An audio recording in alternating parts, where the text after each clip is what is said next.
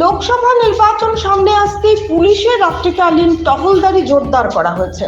বিভিন্ন এলাকায় চলছে পুলিশের টহলদারি। এরই অঙ্গ হিসাবে শুক্রবার রাতে পুলিশের টহলদারির সময় উত্তর জেলার কদমতলা থানা এলাকায় গোপন সূত্রের খবর পেয়ে তারকা পুরো কালাচাঁদ বাড়ির উত্তর দিকে অভিযানের নামে কদমতলা থানার পুলিশ।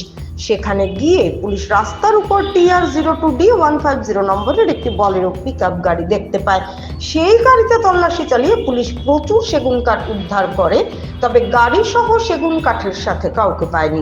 পুলিশ দেখে আগেই পালিয়ে যায় সেখানে থাকা লোকজন। পরবর্তীতে সেগুন কাঠ বোঝাই গাড়িটি আটক করে থানায় নিয়ে আসে পুলিশ। এই বিষয়ে থানার সাব ইন্সপেক্টর জগদানন্দ গোস্বামী জানিয়েছেন, শুক্রবার গভীর রাতে ধর্মনগরের এসডিপিও দেবাশিস সাহা, কদমতলা থানার ওসি জয়ন্ত দেবনাথ ও তিনি সহ পুলিশ রাত্রিকালীন টহলদারিতে ছিলেন।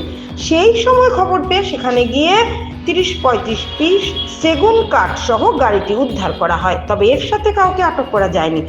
আটক সেগুন কাঠের বাজার মূল্য 50 থেকে 60,000 টাকা হবে বলে তিনি জানিয়েছেন।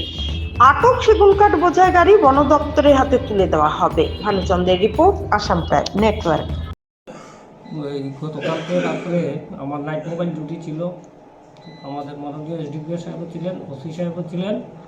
তখন একটা ইনফরমেশন পেয়ে আমরা তারাপুর এই কালাচাঁদবাড়ির উত্তর সাইডে যাই। সেখানে একটা গাড়ি কিছু কাঠ ভর্তি অবস্থায় পাই।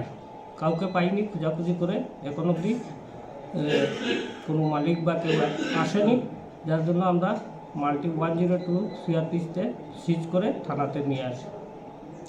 কতটুকু পরিমাণে কতটুকু হবে স্যার? পরিমাণে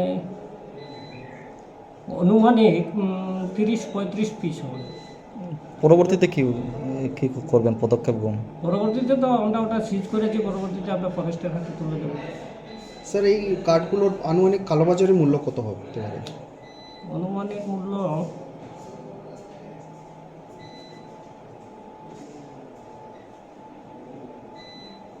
50-60 হাজার টাকার মতো হবে।